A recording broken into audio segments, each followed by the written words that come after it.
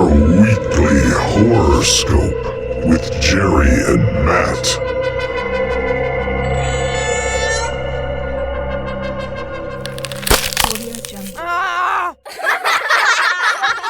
Hey, good evening. Welcome, horror fans. Welcome to another exciting edition of the Weekly Horoscope. I'm your host, Jerry, here with my partner, Matt. And Matt, this week we're going to look at the category of Snap Your Funny Bone. And we're looking at horror comedies. And this is kind of a cool subject because, as you've talked about in the past, they're kind of two sides of the same coin. And I like to look at it this way. You know, somebody slips on a banana and falls down a flight of stairs, and they're laughing at the bottom. You know, that's funny. Somebody falls down a flight of stairs and snaps their neck, and there's a bone sticking out. That's horrific. But if they fall down a flight of stairs and their head falls off and it's over in the corner and starts cracking a joke, that's horror comedy, and that's kind of what we're looking at this week. What do you think of this one? Yeah, that's a great analogy. I love that. Because core comedy does it blends like the absurdity of both genres, and it just gives you a variety for fun with the film. And there's also a lot of plasticity in the films as well. Like the acting can be bad, or the kill scenes can be cheesy, but like that's kind of like done on purpose, like the campy B-style Sharknado movies. And then you can also have a lot of good parodies on tropes, which they often lean into. So it's a lot of fun with these movies. Yeah, it certainly can be. I did doing some research on this category. There's been little moments of humor sprinkled in horror since the very beginning. Even Dracula famously said, Bela Lugosi said, I don't drink, and then he pauses and says wine. And that's kind of ironic and funny to people who are know who he is and what he is. But they really say the first Hollywood studio horror comedy is Abbott and Costello Meets Frankenstein, which is a movie we're going to dive deeper into in a few weeks when we focus on the 1940s. But there's a lot of great examples we've covered in the past. American Werewolf in London, Evil Dead 2, Brain Dead from Peter Jackson, and you could certainly a lot of people would probably put Shaun of the Dead as maybe the premium example of horror comedy. There's a lot of great movies in here. There's also a lot of ones that try to hit the balance and miss, in my opinion. You think there's more good or bad in this category, in your opinion, Matt? I'd say there's probably more bad, but there's a lot of gems. Like even looking at something like Tales from the Crypt, you'd have this like horror story, like short horror story, and then you'd have the Crypt Keeper kind of just being silly and wacky, like in between each tale. There's a lot of different styles to do it, but yeah, I would say overall you get a lot of like B, maybe even C type movies, or ones that just don't hit right. But every once in a while you get a great one, and it's worth it. Yeah, I think I think I agree with that assessment. I think the gems really shine because of they stand out from some of the junk. Our first movie we're going to look at this week is back in 1986 called Night of the Creeps, directed by Fred Decker. And Fred Decker, I saw this movie when it first came out, and my first thought was, man, this is a movie like I would want to make. I think I was 16 or 17 years old, and I was just like, this is so cool. It hits on every single, classic trope and puts a twist on it, and it's very self-aware. And I just, I thought he did an amazing job of just like, hey, here's a love story to the history of horror. Yeah, it does a great job of running through all the tropes. And I found a piece of information online somewhere in some forum, and it said that all the last names for the characters were named after famous directors. So yes. There's Chris Romero, and then there's James Carpenter Hooper, and then Cynthia Cronenberg. The detective's last name is Cameron. There's Sergeant Raimi. There's a bunch of different characters. They're all named after directors. I thought that was pretty cool. Yeah, there's a Craven, a Bava, a Landis. I had a list at the end that again, it's just, you can tell this is really just an homage to a horror fan saying, let me just get in here and play around with all this stuff. Yeah, and they do all the styles, the old campy alien movies, and then like the black and white slasher film. Like they just kind of go all over the place with it. It's fun. It's got a little bit of everything. Yeah. It starts with an angry doughboy looking alien who escapes from a spaceship. He gets into a shuttle and he launches. And then we go black and white, and it's 1959, and a sorority girl and her boyfriend Johnny go parking, and a cop comes by to tell them that there's a nut on the loose. Somebody broke out of the psych ward and was, of course, he brought an axe with him, and he's roaming around the area, and it's very like, oh my God, we've seen this exact opening a dozen times in black and white movies type of thing, Yeah. Yeah. And that's kind of what they're going for. They're kind of like having fun with the trope. This was kind of like this whole movie kind of like is the original. It's like all the scary movies and stuff. It's like, to me, when I saw this, I was like, oh, this was like the first one, I think. Like the true parody of all of these comedies. There might have been ones before, but I haven't seen it. Yeah. Yeah, I agree. And we find out that the cop and the girl have a history. It was his high school sweetheart. They went different directions.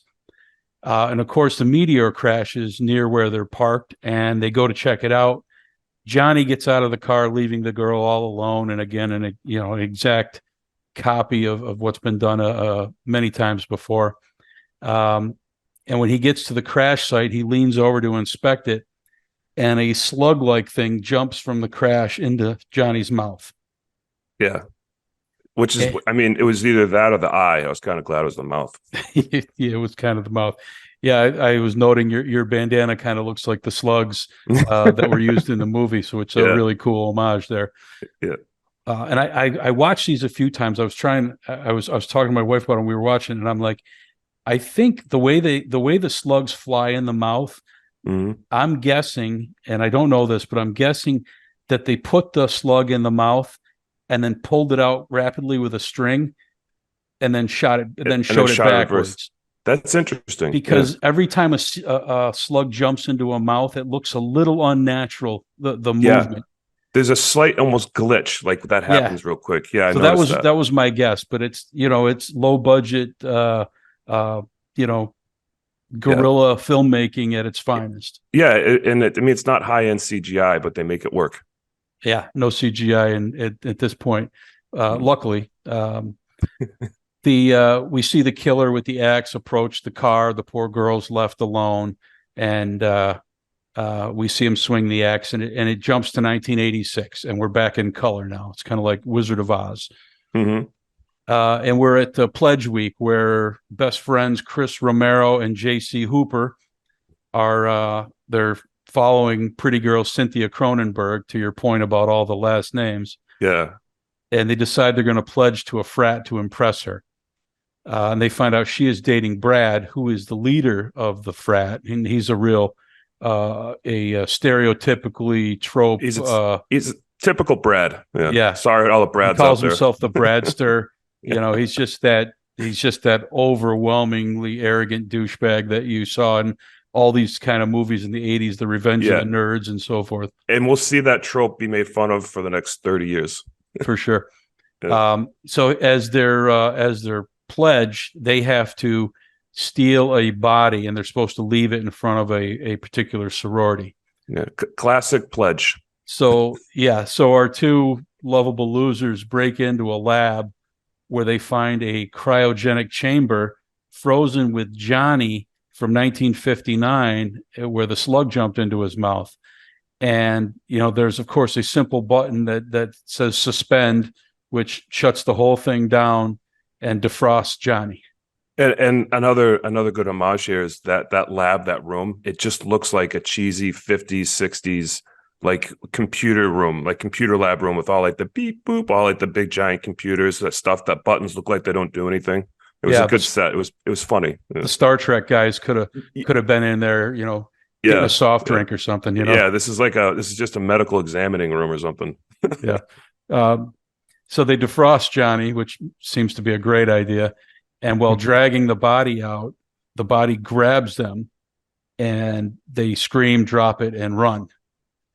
a lab tech walks in just at that moment, and a slug jumps out of Johnny into the lab tech's mouth. Mm-hmm. And here's where we meet Detective Cameron, who is Tom Atkinson and is funny through the entire movie. He steals the show. Absolutely. 100%. Yeah. All his scenes are funny. Yeah. He is the cop from 1959 that had warned the kids about the axe murderer. And he's still a cop now, all these years later. And he walks into every scene by saying, "Thrill me." And it's just so funny how he delivers it. It's corny and it's cheeseball, and he just buys into it 100%. And it's so good. Yeah, and he constantly has a jab for everyone. Like they're like, "Hey, is this detective?" He's like, "No, it's Bozo the clown." Or like every time he walks in, he's always got a slide Detective joke Cameron. He's like, "No, Bullwinkle Moose." He's just over the top in his delivery of all the smart ass lines, and it's so perfect. He never calls Chris and James by their names. He always has a different name for them, Spanky and stuff like that. Spanky and Alfalfa, yeah.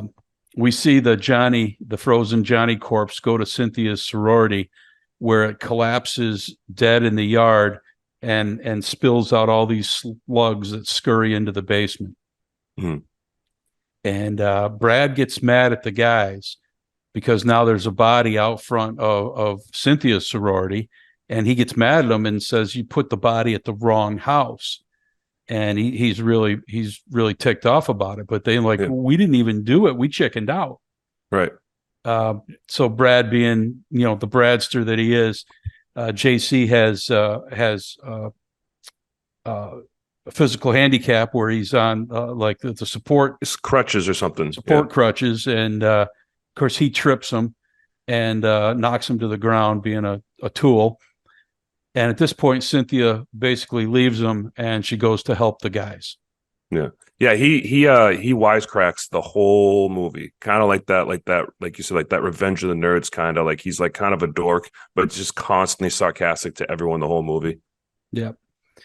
So Detective Cameron arrests the boys because they saw him running out of the lab that night, and JC's telling him, "Oh no, we weren't there. Look, we're nerds. We wouldn't be." And Chris says, "Oh no, we did it." And then immediately sells them out. It's like, they no, we spill did this. the beans on everything that happened, and Detective Cameron believes him.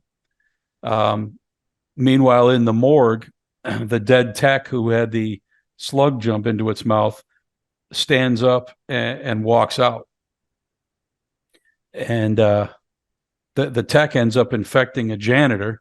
Mm-hmm. And he dies, and more slugs come out. So we're breeding slugs all across the landscape here. Yeah. A zombie cat shows up at the sorority. Yeah. With really no role in the story other than, "Hey, look, we made a zombie cat." Yeah, I guess they have at one point they build tension where they think you think the killer's going to be right there. And the girl gets up and answers the door, and it's her cat. Mm-hmm. And then a couple scenes later, we come back and the cat shows up again, but now it's been infected. Yeah, she looks at it and it seems normal, and then you turn it around and it's all missing. Yeah, it's got like a worm coming out of its eye and stuff like that. It reminded me very much of the cat in the refrigerator and Reanimator. Yes. Like they could have used the same cat. Yeah, it's a famous cat. It's been in a lot of movies. So Chris and JC and Cynthia go for a walk. And JC has to run off and find a bathroom. And meanwhile, Cynthia tells Chris about the zombie and the slugs. And even though he really likes her, he thinks she's nuts at this point. Yeah.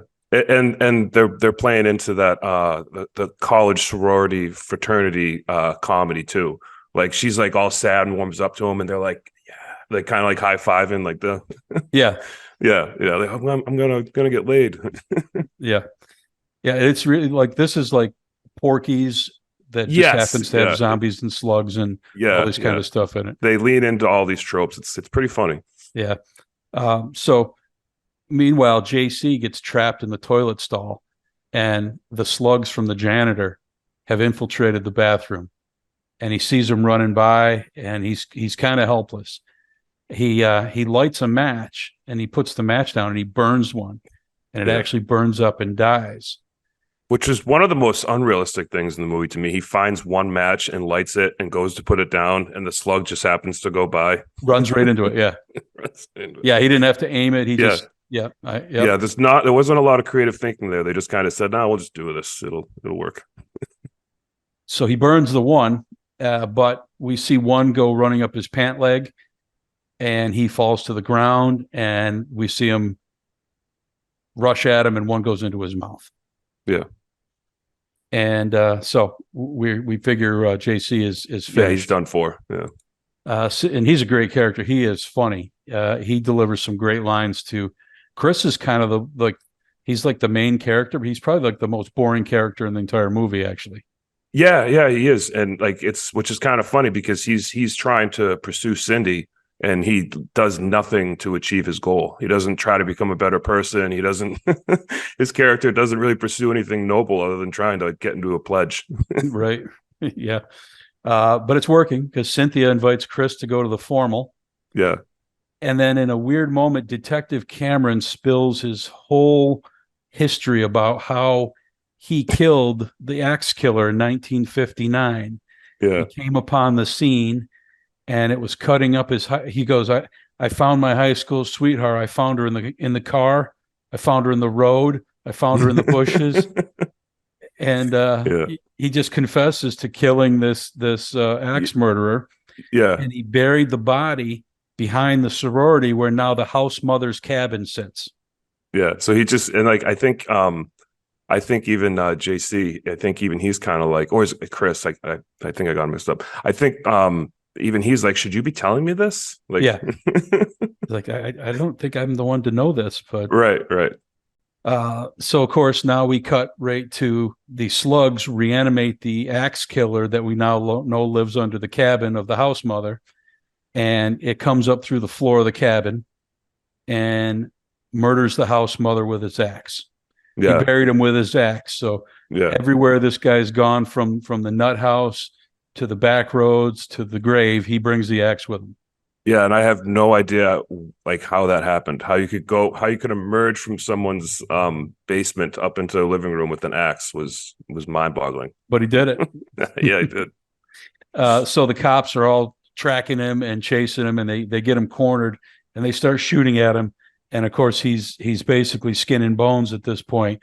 So holes just appear in him until finally Detective Cameron shoots him in the head, which bursts open, and slugs come scurrying out and take off. Yeah, with this 12 gauge. Because when he was telling the story, it was a funny line. Said he was going after the killer back when he was younger. And JC's like, did you go alone? He's like, oh no, I brought my 12 gauge. Yeah. Yeah. Chris goes back to get ready for the formal, and he finds JC left him a recording telling him what happened to him and that he's dead now, but giving him the information that fire will kill the slugs. Mm-hmm. And Chris goes into the basement, and I don't know if you caught this, but there's as he's going through, there's a door with like scratch written on it, boiler room, which I thought was like a Freddy Krueger nod. Oh, I didn't see that. That's cool though. And so he goes down, and he found that CJ was in the basement, electrocuted himself, frying all the slugs. So, he took the noble way out. He shared the information, and he eliminated the slugs that he had. So he was a good character all the way around. Yeah, he was. We see Brad, the Bradster, is now drunk, and he's upset that Cynthia dumped him. And he's kind of moping around. And while he's doing this, a slug flies into his mouth. And actually, him getting the slug was where I stopped it and kept rewatching it to try to figure out, because it just didn't look quite natural. But it was funny because it comes from a dog. Like, he looks over, like he sees them moving, and he kind of bends down, and a little puppy comes over, and he's like, he looks at the puppy. He's like, do you see this? And the puppy just looks at him, and it's like, yep. It just throws one right at him. Yeah. The whole movie is just silly like this. That's what I liked about it. Absolutely, yeah. Chris goes to Detective Cameron, and he walks in as Detective Cameron's trying to kill himself. But Chris tells him about the fire and what happened, and they decide they're going to go fight together. So they go to the police armory where they get a flamethrower, and great character actor Dick Miller plays the guy who's giving out the munitions. He was Yes. also the janitor in Chopping Mall who first encountered the robots, and he's got these 30-second scenes, and he's always just like perfect for him. He's awesome. Yeah. So they end up getting the flamethrower. He just brings it right out. Yeah, when they show up, Zombie Brad shows up at the sorority house, and Cynthia comes out and she's holding his hand and telling him how she's sorry it didn't work out, trying to do a nice breakup with him formally without ever looking at his face and seeing that he's completely zombified. Which is funny because they kind of play into that, right? Like she's kind of like she feels bad, so she won't look at him in the eyes, Right? like a type of breakup. Like I can't even look at it, I just feel so bad. So like that's what they're using, so she won't recognize it. I thought it was clever. And he's all blue with the glossed over eyes. Yeah, and he's just kind of like staring aimlessly. Yeah, he even sits down next to her while she's doing the talk. Yeah, it was like Weekend at Bernie's. Yeah. Chris and Detective Cameron show up, and without any warning, they shoot Brad in the head, and then roast the slugs with the flamethrower. So we have the detective with the 12 gauge, and Chris is running the flamethrower. And what I noticed is that it's not a knock, it's just something I observed, is that the way the heads split, they use that same head split for almost every kill in the movie. Yeah, they did. Yeah, absolutely. I looked in the budget on this, even for 1986, was pretty small. Yeah, but so it probably saved them to do that. There's a great the men from the Beta fraternity, their bus that they're on actually gets knocked over by that same dog running out in the road. They swerve and the whole bus tips over, and all the members of the Beta are infected. Yeah. And they now are descending on the sorority. And Detective Cameron has another great line. He goes into the sorority and says, "There's good news. Your dates are here. The bad news is they're all dead." One of the best lines just like the movie. Who would say that? And then they all go out there, and he follows it up with another good line. He's like, "Well, don't go out there." Like, yeah. And this flamethrower is like this huge backpack. It's like strapped over the shoulders, strapped around the waist. Yeah. And in a matter of like a 10-second cut, Chris was wearing it, and we go back outside, and now Cynthia's wearing it, and Chris has got the shotgun. He's like, how did they possibly switch all that over in 10 seconds? I don't know.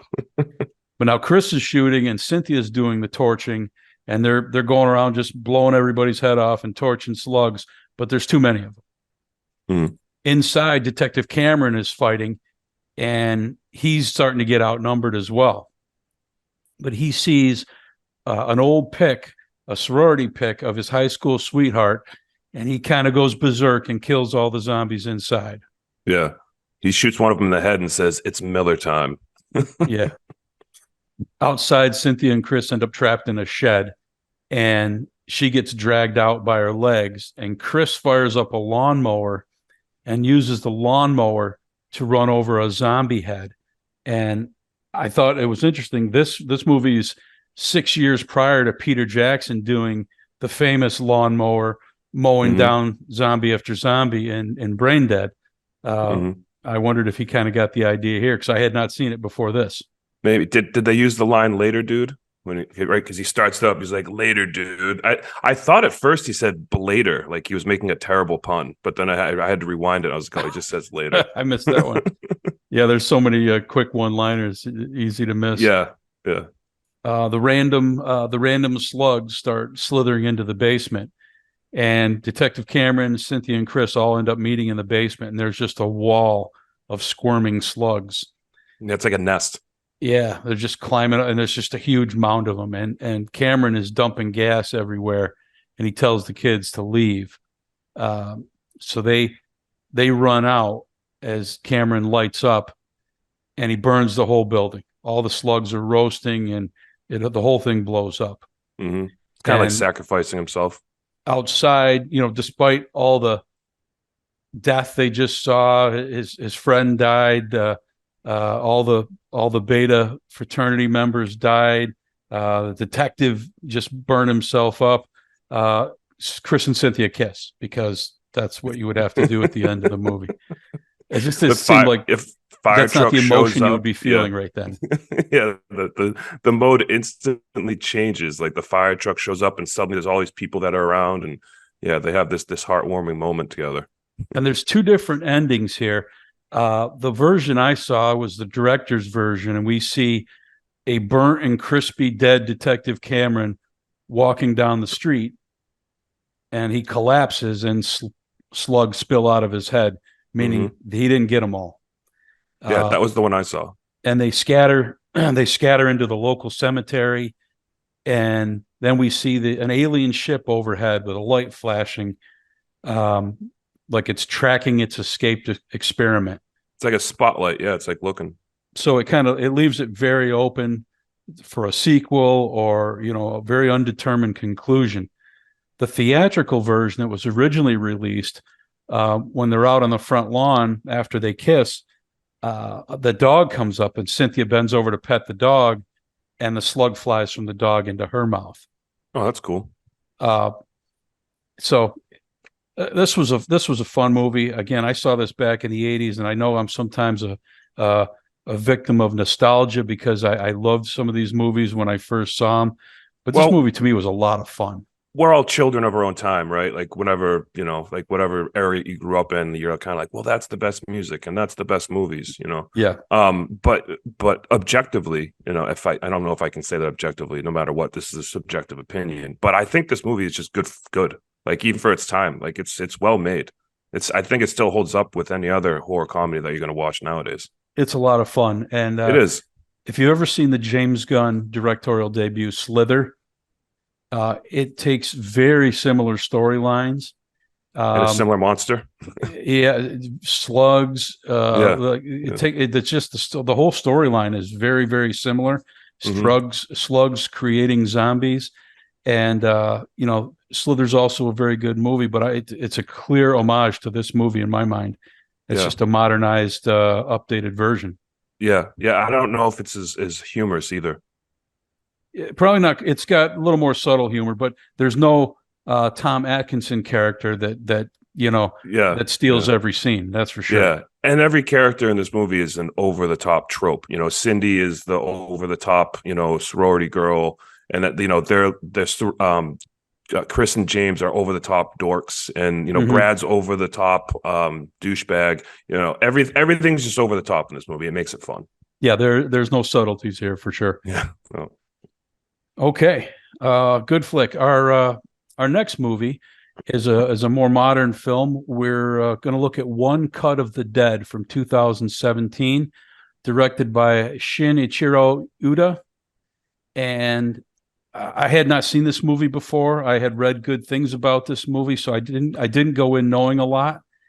And wow, I was thrown for a loop because the movie's it's like two completely different movies rolled into one. Yeah, it's 3 acts for sure. You start by seeing, what you think is the movie.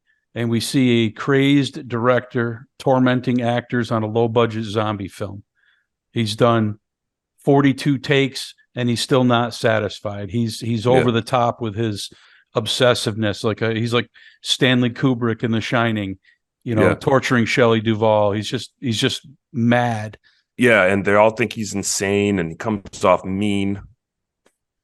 And so he brings all the fake blood from the movie set. They take a break, and he performs a ritual on the rooftop to revive real zombies because the warehouse that they're shooting in was used for human experiments.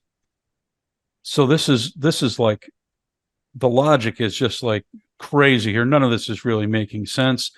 Yeah.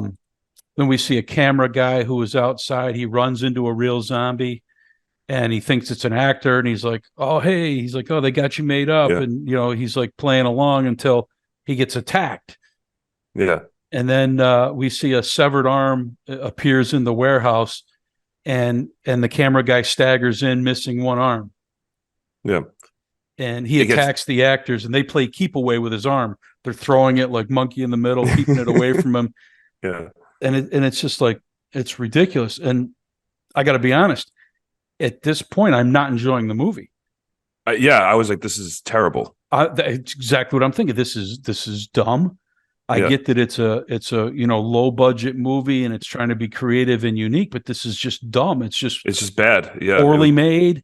And I'm like, Yeah. why did so many people like this movie? We'll get to that though. Yeah. But I'm like, oh my God, I'm struggling to get through it, to be honest. Yeah. The I director, thought the same thing. I almost wanted to text you and be like, all right, maybe let's do a different movie. pick something else. Yeah, Yeah. I hear you.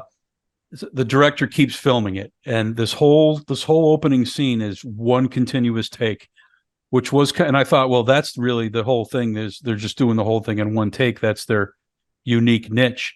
Right. The one cut of the dead. Yeah. Yeah. So now he's getting the realism he wanted from the actors because they're really being attacked. And the sound guy runs out and he gets attacked and he turns into a zombie, but the director brings him back in to attack the actors so he can shoot their reactions. It's just over the top, like we said. It's kind of messy too. You're trying to follow what they're doing. It's just kind of scattered and all over the place. Yeah, it really is. Girl Nao chops the sound guy's head off, and they run outside to a car. But the camera guy opens the car door so a zombie can get in. Like, the people making the movie are working against these characters who are trying to get away because they want to keep shooting. Right. They just want to get the perfect, they're the method acting, right? They want to have like genuine reactions from these people. And that's kind of the running gag for the first third of the movie is this whole scenario. Yep.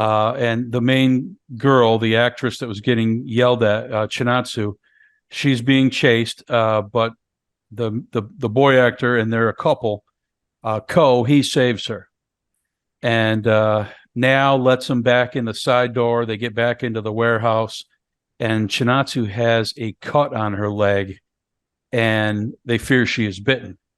Mm-hmm. So now goes mad. She goes insane and tries chopping her leg off. So Ko sticks up for her, ends up killing Now, and Chinatsu runs away saying, Ko, stay away from me because I've been bitten, and she thinks she's going to turn. Yep.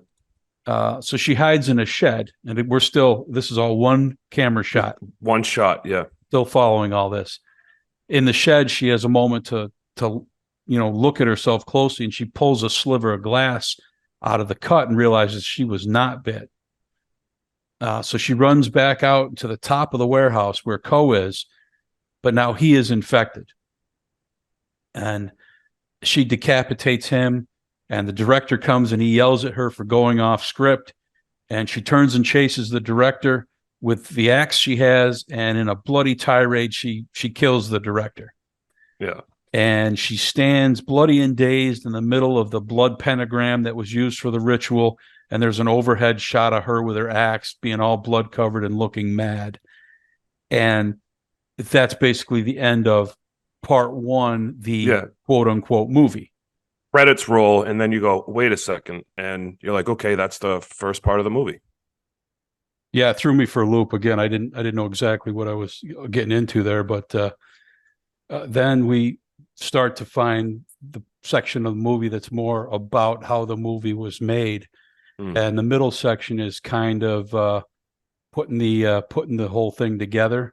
Mm-hmm. And we find out the director is a guy named Higurashi, and he directs a television drama, and his reputation in the industry, they come right out and tell him he's known for being very average. He gets the job done. He doesn't do anything exceptional. He doesn't push any envelopes. He's just, just fills in and gets the job done, basic, standard. And I think that's what they're looking for, because it's just a TV shot and they don't need anything over the top, right? Well, it's weird because they ask, he's approached by television executives. They're starting a new channel, and they want to make a zombie show, and they want to air it live with one continuous cut. So they are asking for something exceptional. That's very true. And they approach somebody whose reputation is to be average. Yeah. And he considers what he does art. Like he's actually very passionate about it. He's very passionate about the art of directing. Yes, yes, and he thinks the request is absurd and it might even be impossible to pull off. Right. He goes home, and we see him have a conversation with his wife. We see him follow his daughter the next day, and they get into a fight. Mm-hmm. She's also kind of in the industry as well. I think she does like she works like doing like makeup or something. Yeah, and she's trying to do. He catches her being like really hard on a little girl she's telling her she can cry without without the eye drops. Yeah, I'll give you something to cry about. Yeah, that's what it reminded me of. Yeah, yeah. So she's hardcore. Yeah. The daughter. Back at home, a trailer. Oddly, they have a trailer running for this show that no one's even agreed to make yet. But the daughter's favorite actor is scheduled to be in it. Yeah, she kind of swoons over him. So yeah. So at this point, Higurashi agrees to do the movie, thinking he can win points with his daughter because he'll get to work with her favorite actor, and she loves horror. She's wearing the whole movie. She's wearing like cool Hollywood movie T-shirts like Scarface and The Shining. Yeah. So we go to the initial reading where the group of actors show up that are going to be in this movie. Yeah. And it's nothing but issues and chaos. There's it's terrible. It's the large. I think this is where a lot of the comedy rests in the second act, where it's almost like an episode of The Office where everything is just a disaster. Yeah. A woman shows up with a baby because she has no one to take care of the baby that day. Yeah. One of the main actors is a renowned drunk who can only stay coherent at certain times of the day. Yeah. And there's a man who can't drink water except for special water, or else it gives him raging diarrhea. Yeah. And then you have the diva with the character, the main character. Yeah, and he keeps the diarrhea man keeps his famous line is, "I emailed about it." He keeps repeating that. I sent an email. Yeah, I actually like that. It was pretty funny.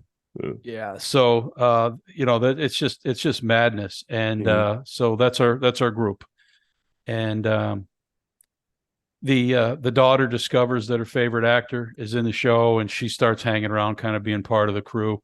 Yeah, and she just admits it. She's like, "Why?" Like, she's like, "Get out of the way! I can't see him." Like, I'm here to her him. mom. Yeah. The crew starts setting up at the warehouse location, and the third act is basically the behind the scenes of what we already saw at the beginning. And it's funny because as much as I dislike the beginning, the behind the scenes is 10 times better than what you actually saw, because it shows you all the things that went wrong that you couldn't see in camera and how they made it all work. And it was really kind of humorous. It was actually it was impressive what they did, how they were able to set that all up. And it's almost like this movie does like a deconstruction of the 3-act storytelling in itself by doing this. Yeah, it was very interesting. And there are some cool behind the scenes, low budget guerrilla filmmaking things that you get to see with the special effects and all the people moving stuff around off camera and making everything flow. That part of it was pretty cool. Yeah. I like I'm always interested in seeing like the tricks of the trade. Yeah, for sure. On the way, the crew is setting up at the warehouse location, and 2 stars were in a car accident and won't make it. So the director, Higurashi, has to step in as the director in the movie now. Yeah, because it has to go live. They can't wait. Yeah, there's no time. And his wife steps in to play the character now, and the daughter kind of pushes her. Says, "You're an actor. You've done this before. You could do it. You'd be great at it."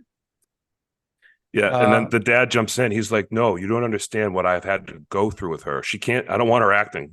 Yeah. It's kind of like a joke. But we find out why soon. Yeah, we see why. They start filming, and we're seeing what we originally saw, but we're seeing it from behind the scenes, and all the issues they're dealing with.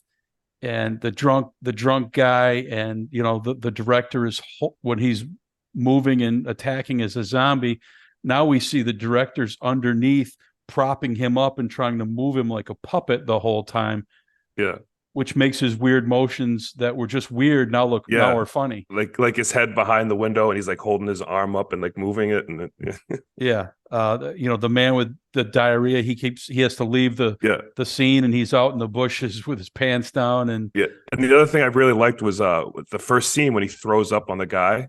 Like, that's because he was drunk and threw up on him. He wasn't supposed to do that. It wasn't zombie vomit. It wasn't zombie vomit. He was drunk and accidentally puked on the guy, because they say in the beginning, "Oh, we're not going to use real vomit. It's a movie set."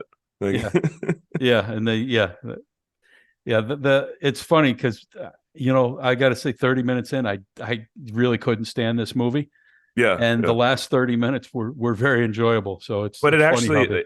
What's funny about this movie is it makes the beginning better again, because you're like, oh, I get it. Right. Like it kind of like all brings it together. It's a long, bad joke with a great punchline that kind of brings it all back around. That's a great way to put it. Yeah. So everything's falling apart, and this is a live feed. So the actors are forced to go off script and improvise because they're live. And some of the things that we saw at the beginning that were going, this doesn't make any sense at all. It suddenly gets perspective because they're killing time trying to get the right people back into the shot, and trying to get, the guy with his pants up from the diarrhea and the guy who's too drunk to be where he's supposed to be. So they're filling in all these gaps. And it's more of a mess than the table reading was. Like, it's everything amplified. Yeah. The daughter jumps in, and she's helping out, and she's doing some things. And the wife, and they said she goes over the top when she acts. She gets too into character and goes berserk. Well, she does here. She goes way off script, and they have to subdue her with a sleeper hold. Yeah. And knock her out to put the fake axe on her head where she supposedly got hit with an axe. She's making up her own lines and stuff. Yeah. And it's funny because in the first section, there's a part where where the two final characters are meeting on the roof. A touching moment, and all of a sudden, the now character pops up, and she screams, and the girl screams, and then she disappears. Yeah, it's almost like she forgot she was supposed to be dead or something like that originally when you watch it. Yeah, we're like, what the hell was that? Well, now you see it's because she was knocked out and just came back to her senses. She doesn't even know where she is. So, like you said, it fills in all the blanks that you were scratching your head at and really thought this is a nonsensical piece of garbage. And we get kind of a cool scene. The tower they had an overhead tower shot for the final shot, which is the bloody girl standing in the pentagram with madness in her eyes. And it's kind of beautifully shot from above, and the tower broke. And the producer says to just scrap it, just do a straight shot. And the director's fighting for a way to do it. And the producer says, hey, just scrap it and remain average. Right. Just be average. We don't need art. It's TV. Yeah. But the director and all this crew that's been really busting their ass to make this movie happen, they innovate and create this human tower. And the top of the tower is the director standing with his daughter on his shoulders to get that final overhead shot. So he fought for his vision and stood up for his vision and got the shot, and they pulled it off. And there's a funny scene where the executives in the room who aren't there, seeing all that they're going through, were like, yeah, see, we did it easy. Yeah, it's no problem. And it's kind of funny that it's kind of a heartwarming thing at the very end, because the daughter always wanted to be a director. She wants to like kind of go in those footsteps. Yeah. And like there's a picture, she pulls out a picture of like when she was a kid on top of her dad's shoulders with the camera when she's like little. Yeah. So they brought that full circle, and the crew is all excited that they made this all happen, and drunk guy and diarrhea guy and everybody's all happy, and they're all exhausted, and the last half hour of this movie was incredibly enjoyable. It was very creative. I got if we weren't watching it for this, I would have shut it off. Yeah. I probably would have said, I don't know what this is. It's garbage. I'm not finishing it. Yeah. Yeah. I read that this movie was made for the equivalent of 25,000 American dollars, That's incredible. which is incredible, and kind of gives you some perspective on some of those things that you thought were cheap or crazy. Yeah. But it's really a clever film. I thought it was very clever. I was thrown off two different times. One, I thought the movie was going to be something completely different. I took it went in a direction I had no idea where it was going. And the second one was with the first act when you're watching it. Yeah, you're just like, what is this garbage? Like this is the movie. I can't do this for another hour. And then it switches gears completely, and then it kind of rehooks you in again. Yeah, I felt the exact same way. So this has great reviews. It has a great Rotten Tomatoes score. It's and I'm a half hour in going, what are people watching? That's what I was thinking too. I was like, this can't be it. This was this like some kind of sympathy vote where people were just like, well, they tried. Well, A+. It is a different kind of humor than you typically find in a horror comedy. A lot of it's the slapstick. Yeah, you mentioned The Office. There's a lot of parallels there to how this whole crew works, and but it definitely brought the humorous side to the horror. And in fact, when you get all the way to the end, there really is no horror. Technically, it's not a zombie film at all, right? Because it's a film about a film. There is no real horror in this. Yeah, it's just a comedy immersed in this world of movie making. Of filmmaking, yeah. There's no actual zombies in this movie, so yeah, no real blood, no real guts, no. Right, there isn't. Yeah, there's none of that. It's all kind of meta, which I thought they did a really good job being, being very clever with this movie. I enjoyed it for that. It was a clever twist. I'm glad I finished it. It was a struggle at first, but it would have been really hard to do this podcast if you didn't. I could have made something up. Yeah, it was not at all what I expected, and at the end of the day, when a movie can be something different than what you think, and subdue your expectations. Yeah, that's a good thing. That's a good thing. So, all right. Well, yeah. Again, that's our subject. We're calling it "Snap Your Funny Bone," as the mix of comedy and horror. Don't snap your foot bone like I recently did. Don't snap your foot bone. That's not funny at all. No, that's not the humorous. But yeah, these really have, movies have tons of overlap between horror and comedy. We've seen it for literally 100 years now, and some of them do it very, very well and bring the laughs to the forefront. Yeah, and there's a billion of them. There's just take your pick. It's so hard to pick for this episode. Like, which ones do we go with? We tried picking two movies that were kind of like lesser known, I'd say. Yeah, and my first thought was, well, we'll probably end up doing Shaun of the Dead, but it's so well known and so prominent that we kind of went in a different direction. But not that that's not a great movie, because it is. There's a lot of them. It's the same. It's a great comedy and a great zombie movie. It pulls off the near impossible. But Night of the Creeps, I think, is it's a gem that a lot of people don't know about. So I think it was great to talk about it. We talked about Fred Dekker at the beginning from Night of the Creeps. His second film, released a year later, was The Monster Squad, where a group of kids is now working with Dracula, Frankenstein, the Wolfman, and the Gill Man. So Fred Dekker is a horror fan through and through, and that's I saw his first two movies, and I'm like, I want to be this guy. I want to make these movies. Just have fun. Just have fun with them. Everything I love. Yeah. So he had a very short directing career. His third movie, he directed the very poorly received RoboCop 3. Yeah. Which is terrible ratings, and he directed a couple TV episodes and has disappeared from the directing scene. So I wondered if he had just a sour reaction from RoboCop 3 or if he's just not interested in directing anymore. He writes a lot, but it's possible that sometimes people just find another niche, something else they enjoy more. It's kind of like a career move change, right? Like, people often do that. Maybe he just enjoys the writing aspect of it. Maybe he doesn't like the politics of directing or being involved in that kind of. Who knows? Yeah. But his first two movies are gems. Yep. And I love them for it. They're so fun. Mm-hmm. All right. Well, that is our show for this week. We'll be back next week with another topic and a couple more movies. This is Snap Your Funny Bone. We are the Weekly Horoscope. I'm Jerry. That's Matt. And we will see you next time. Thank you. All right. Thanks, Jerry. Thank you, everyone. Your weekly horoscope with Jerry and Matt.